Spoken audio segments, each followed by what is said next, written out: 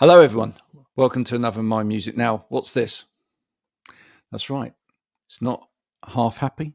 It's half of nothing. But this, over that way, they are half happy. We'll find out why they're half happy and why we can't cheer them up a little bit in a minute. But first, before all of that, we're going to have a new video from Analog Trash, the people down below. Do watch it. And then if you enjoy it, do go and check out their website. Keep on, don't stop.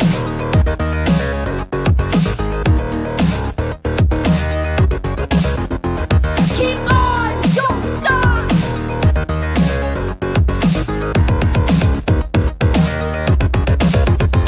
Keep on, don't stop.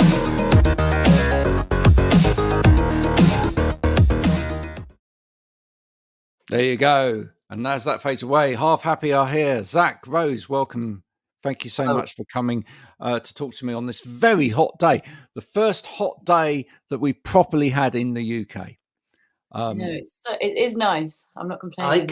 I can't complain. It's been raining for most of the year. So. Yeah, it just felt like we were never going to get a summer, and then suddenly the summer appears in abundance. Hopefully it's going to do that for the rest of Glastonbury and maybe some of the other festivals, and they won't all get flooded. And I went to Glastonbury one year, and it did rain, and you just saw the tent sliding down the hill.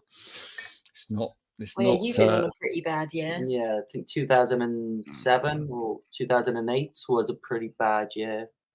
Lots of flooding, lots of I was dragging my my younger brother on a sledge through all the mud.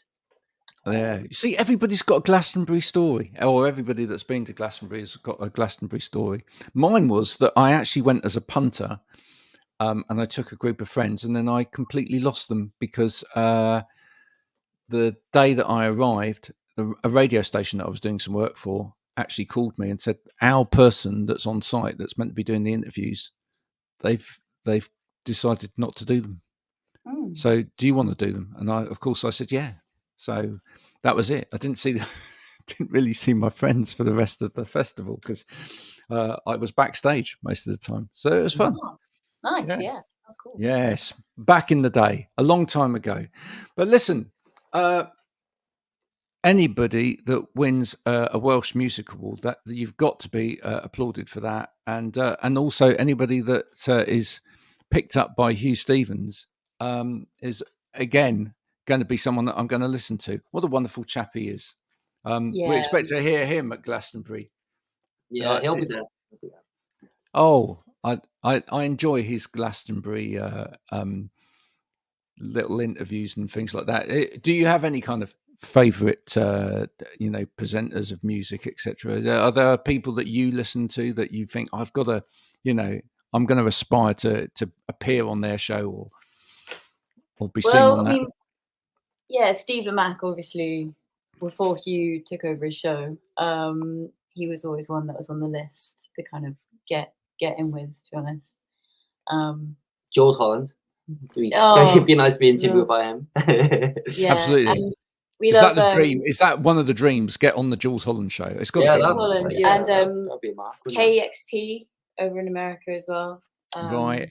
We've got it, watching like KXP sessions. I think we watched the most one we watched is the Squid live session that they did, and it was pretty mind blowing what they did.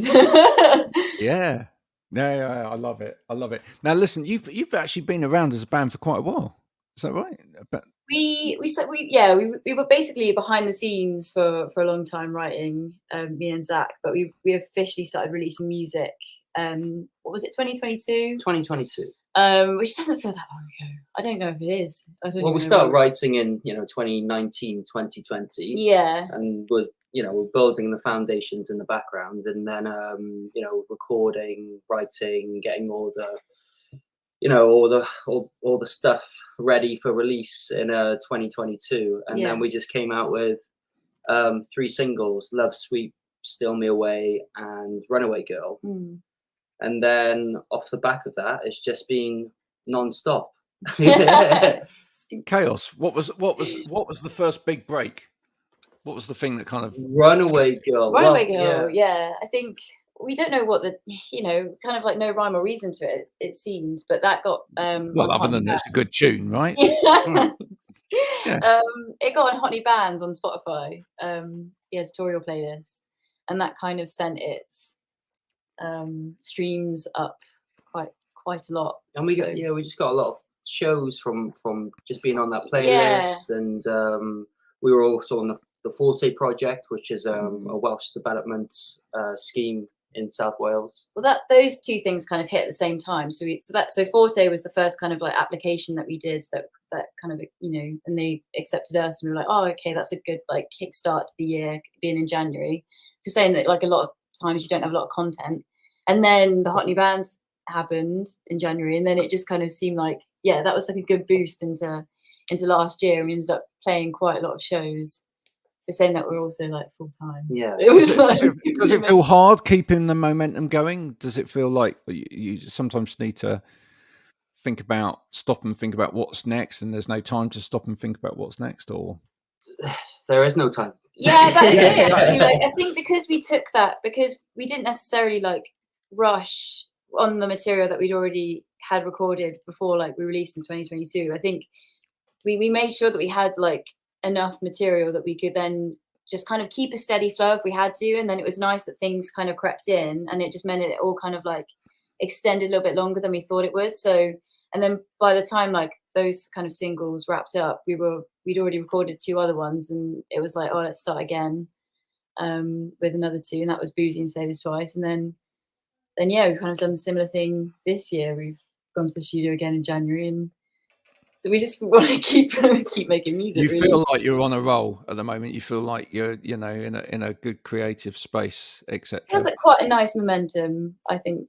so far. Yeah. So a bit like, and I'll, kind of, this is a roundabout way of asking you, rather than just asking you where Half Happy came from.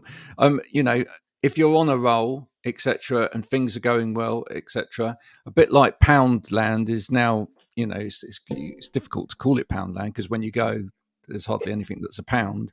Yeah, exactly. Are you now happy, and therefore does the name not? You've got to change the name. We definitely are happy with how things are going. Cool. We're not happy. I think we've kind of found our feet, especially in the local music scene within 100%. South Wales, and I feel like the scene has like welcomed us in, and we've like met so many people, and now we're just starting to like branch out of South Wales and do more shows. Yeah. Where is your kind of, on the radar in terms of going now, so that where do you think will really kind of take to your music? Well, we've always had a really good reception so far in Bristol and London. There we go. That's the reaction you want. Yes. And we played Liverpool for the first time, Liverpool Sound City, not too long ago. And we're going to play Manchester Beyond the Music later in the year. So I think we kind of want to keep, like, now that we've already grown or have a little bit of a fan base, it seems, in Bristol, London, just like build upon that, and also tap into new cities. So Manchester, we haven't played Brighton yet, considering I'm like from down south. We haven't even played Brighton yet. So yeah, we love Brighton. It's like, I feel like it's Cardiff's like twin city, but on steroids. Yeah, but it's a long way to go. Yeah, that's the only thing. I mean, we actually went there for a gig not so long ago, and it's from like, so I'm south of Bristol. From here, it's quite a trek. Yeah. So it's part of the thing now, finding the right vehicle to go to these further reach places, etc. I mean, I saw on your gig list, I mean, you're doing something with Camera Obscura. That's brilliant. I mean, is it about getting the right maybe support slots so that it's completely worth it to go to these further places? Yeah, that's exactly right. Like we said like a nice goal for next year. We kind of want to jump on that, like, golden kind of support slot or something, like a band that we're like into, and just do a couple of runs with them, whoever they may be. And I think that's kind of tour a bit more touring. Yeah, You've done a tour yet? An actual tour, You would because we've done be- lots of single shows. I think we've done 2 shows in a row. And we're like, what? You know, you get like you kind of build off the adrenaline from the first one. And everything, so. Yeah. Have you got your eyes on any particular artist or group or band that you would particularly like to go with? I would. Well, do we at the moment? Always would be quite Oh nice. yeah, that'd be quite nice. always. Or Like one of our favorite bands, Maria's, are touring in end of the year, but obviously that's really booked up. But like, there's definitely some dream things. I've heard rumors that the Sundays are like might be getting back together. There's always Really? Is that actually true? Wow. Oh, we don't know. It's a rumor. It's a rumor. That's what I Yeah. What would that be doing? Doing reading, writing, and arithmetic? No idea. Oh, that would just be. Wouldn't that be sublime? That'd be awesome. But that would be, that would be great for us. That'd be a good fit. Well, look, you'd want to do that tour anyway, just so you could listen to that album being played every night. Yeah, 100%. Yeah. Let alone the fact that you'd actually be there on the same stage. Well, what about some of the bands that are sort of like really pushing it out there at the moment and are going from strength to strength, like the Lottery Winners? I mean, look, you could just cough off the back their coattails, couldn't you? I mean, if you just got Tom, if you're listening, I know you like to give bands a leg up. There you go. Don't let them be half happy all their life. Let them be happy. Yeah. That'd be marvelous. What about abroad? Are you getting much of an audience abroad? I mean, you mentioned like American radio and stuff like that. Are you getting your music out there? Well, obviously, like Spotify stats are a wonderful thing. It is always like funny when you just see like, oh, there's like, I love Spotify stats. I mean, we get them for the podcast and whatever as well, and it's like I mean, my biggest audience is in America, and then closely followed by the UK. But then you start seeing like the Czech Republic or whatever, and you think, wow, we have listeners across the world. There's a lot quite in California. Yeah. So and also we know a few people that do live or have moved out to like Australia and LA and stuff. And so when we see like numbers like cropping up in there, I'm like, oh, are they listening or is it someone else that they sharing it? Or, like, you don't know, but it is nice. We can see there's a bit of an audience. We'd love to obviously do like our first show in Europe, and we'd love to go overseas and start taking our music across places. So maybe we'll see in the next year or two. Could be a nice little goal. I absolutely love your sound. I mean, it's the kind of music I really love to listen to. Any time of day. Do you know what I mean? Some music is for a particular time, etc. But yours is the kind of music that you feel like you could just listen to it while you're working. You want to see it live. You and don't take this the wrong way, but you could go to sleep at it at night to it as well. I know what you mean. You know what I mean? It's just got that kind of nice overall set. There's something interesting happening all of the time in the music, which is really, really good. And there's a big concentration on the production. So is that you? Is that you that's focusing on that, or is that somebody else? Well, we do all of our production with Tom Rees from Buzzard. Yeah. All the tracks we've done, we've recorded with him, and the latest tracks we've done, we've actually gone to a residential studio, Giant Wafer Studios in Mid Wales. But he's like the 5th band member, and he gets what we're going for, and he gets it. He gets it. He does. And we do we really flesh out the demos as well on because we write everything here. And then we practice it as a band, but then it really comes together at the studio. Yeah. It just sounds big in the softest way. That's it. Yeah, but it does. It does sound big. What do you prefer, studio time or playing live? Which is the best thing for you, or is that of equal measure for both of you? I love playing live because studio you can almost it's like you're doing maths all day. You know, you're doing the same thing over and over again, and trying to work out a puzzle and trying to make everything fit. So it can be exhausting on the brain, which is I like it. Yeah. But you need that downtime. Whereas shows, you're just going for it. Yeah. Well, listen. Describe to anyone that's not seen you live before. What's Half Happy like live? What do you get from a Half Happy show? I think we've got like, quite a dreamy soundscape behind most things. But we like, what we haven't really like demonstrated on the earlier stuff is we do kind of have like crunchy guitars that kind of we've got punch. We give more punch live than you probably hear on the record. Yeah, I think so, and there feels like quite a lot of energy. Yeah, but the songs, the set list is so diverse. There are soft bits, and then there's quite heavy bits actually. Yeah, we like to think it's like a bit of a journey. It doesn't all just plateau. Well, we like to think that anyway. Hope it translates, but yeah, it's like. Well, and what about you as a singer? I mean, obviously when you're like entertaining from the front in a band, what are you finding your personality as a front person and as a singer within the band as well? Because I mean, that takes a while. That takes. Yeah, I think. Yeah, definitely. It's and this was my first band. I've never like actually sung in front of anyone before this even. So like, it's amazing how many people do that.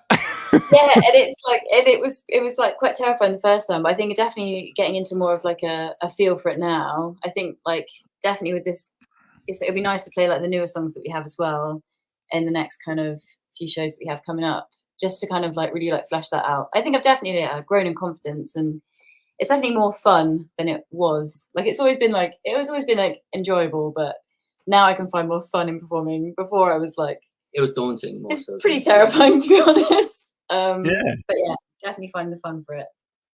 I always found I had to escape into my own little world to some extent, and find a part of me that's, not the shy person. Mm-hmm. Am I shy? I mean, yeah, it's interesting. I mean, we were talking about this the other day on another podcast. I mean, I do this now and I do this for a living, but if you read my school report when I was at school, it said I wouldn't say boo to a goose. I wouldn't ever put my hand up in class and wouldn't ever say. You have to learn these things as much as I think it can be sort of, innate inside you and that, ready to come out. But you do have to practice. You do have to sort of like learn stagecraft and learn how to perform in front of people. And that only comes really from just doing it a lot as well. Mm-hmm. And quite often doing it with really awkward crowds. That's it. It's like you never know what kind of crowd you're going to get. Some people are just, drunk and rowdy and it's just like great. But, sometimes you get harder crowds, but you got to try and like win them over a little bit. And what do you find are the hardest crowds? I always found that the hardest crowds are where the rest of the people that are playing that day are nothing like your music. And we had one of those shows before. We played an all-day punk festival. Yes. Oh yeah. I know exactly what you're going to say.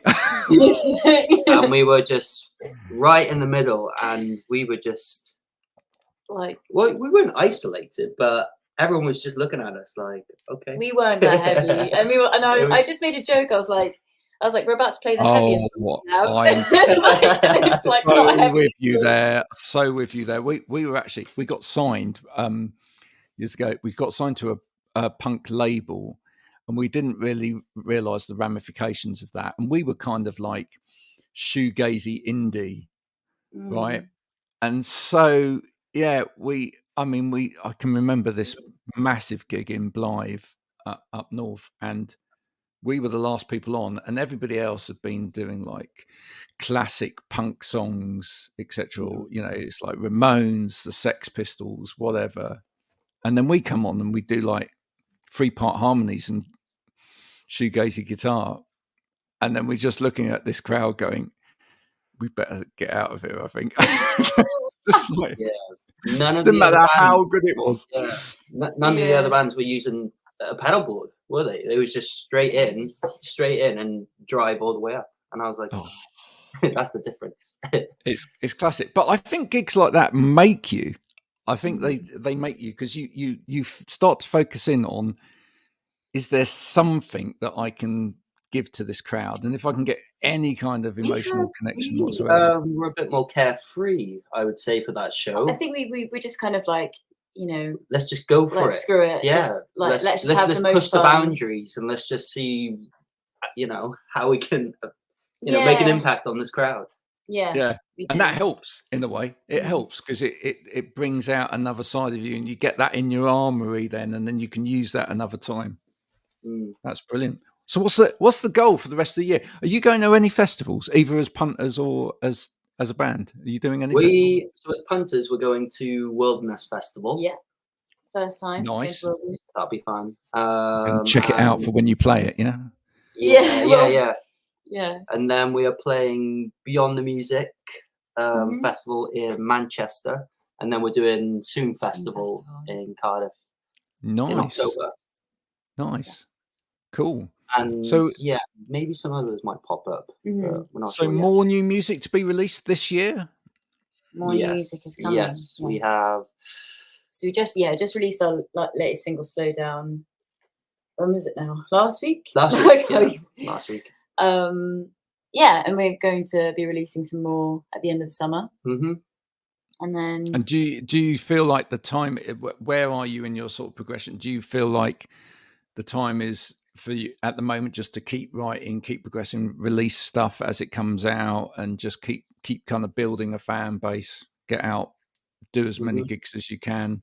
Yeah, you're not like starting to think about albums or anything like that at this stage. Not this year. Maybe next year potentially. Yeah, I think now, like, we've done like a new run of songs. I think the next lot of stuff, I think, already feel like they have a bit more of a through theme, and I feel like we've got more ideas for tracks that are kind of like connective tracks on an album and things like that. I feel like it probably will just happen more naturally than we think it will.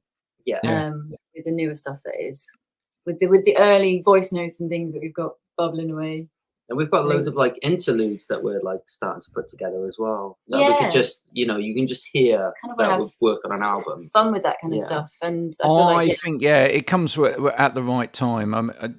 Early in the week, I interviewed B. Charlotte again, and she's just released her debut album, but she's had a sort of string of singles and EPs over the last couple of years, and she said, well, this body of songs just kind of naturally gravitated towards being an album. So it was. I think that you'll know when it's the time. Right, it will just kind of go, oh yeah, that's an album. Look at that. And I listen to it. Oh, that's 40 minutes. All right, let's go. Exactly. Well, yeah, it's so variant though, isn't it, in terms of how long an album is these days? Don't you find? I mean, you get some albums, you put them in, and it's like 28 minutes, and like, you know. That was recent. The Story So Far just released a new album, and it's like 28 minutes long. Yeah, pretty. Are we talking about the same album?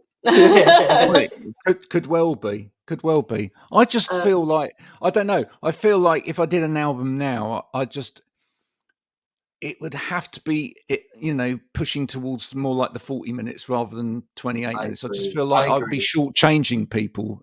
I agree. That's exactly what I said. But yeah, The Story So Far are, you know, pop punk, and it's in that sort of world where all, you know, the songs are short just because they're fast and choppy. That's the nature of it. Yeah. Yeah. Do you remember? It's like back in the day when Napalm Death released an album, and it's like, and that was a song. Yeah. It's like, it was crazy. You know, people used to bring them to school on the cassette. This was a long time ago, folks. On the cassette player, and you know, they'd be playing it. It was like, what? Did I miss that? Yeah. It was literally, you know. It's like, oh, yeah, no. But I think, you know, I think even if you're in the sort of more pop type world, or you're crafting shorter songs rather than sort of like prog rock epics or whatever, I still think that most people want to put out a fuller body of work when it comes to an album. Yeah, definitely. Well, you know, Billie Eilish's new album. That's like 40 minutes. I think it's isn't like I think it maybe Longer. pushing. Yeah, like the recent releases that we're liking at the moment. I feel like around like the 48-minute mark is like sweet spot. Yeah, you listen to that album. It's a good album, isn't it?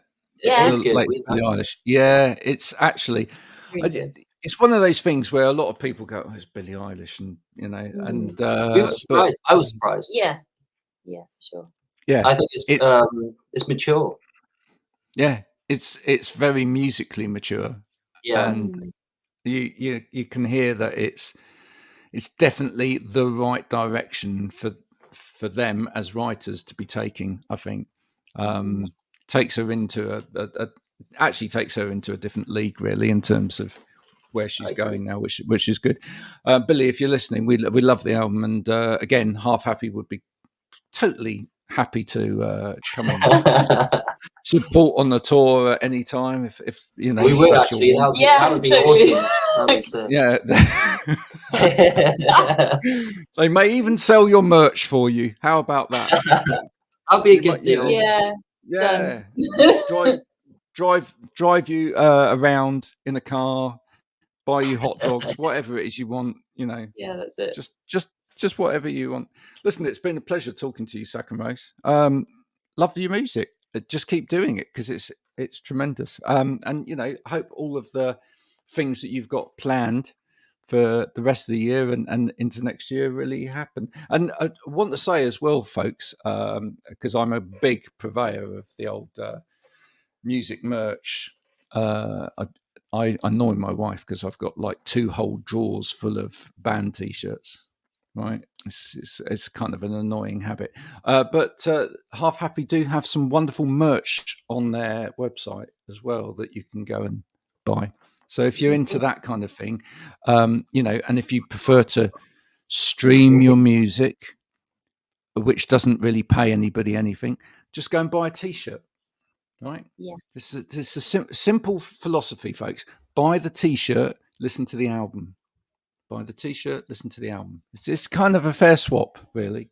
That way they get some money, you get to hear your album, and you get dressed, which is useful. All right. There might be some vinyl coming very soon, so yeah. Might be some vinyl coming soon as well. That's going to please. And as I've been saying to people, there are more and more new vinyl pressing plants opening in the United Kingdom on a regular basis at the moment, which is great news for the whole of music kind. And you know, people just need to buy the vinyl. Support the artist. Buy the vinyl. There we go. Listen, have a lovely rest of the day. Thank you so much for coming in. No, it's an absolute pleasure. Please, folks, go and check out Half Happy's music. It's wonderful. You'll enjoy it. I know you will. And I hope you've enjoyed this conversation today. If you have, then please do go and do all of the sharey stuff, etc. If you haven't enjoyed it, well, 28 minutes, 24 seconds of your time wasted. Sorry about that. Do go and complain to DFS. They won't do anything about it. They sell sofas. They don't have anything to do with podcasts, but just go and moan about it to them. Until next time, bye for now.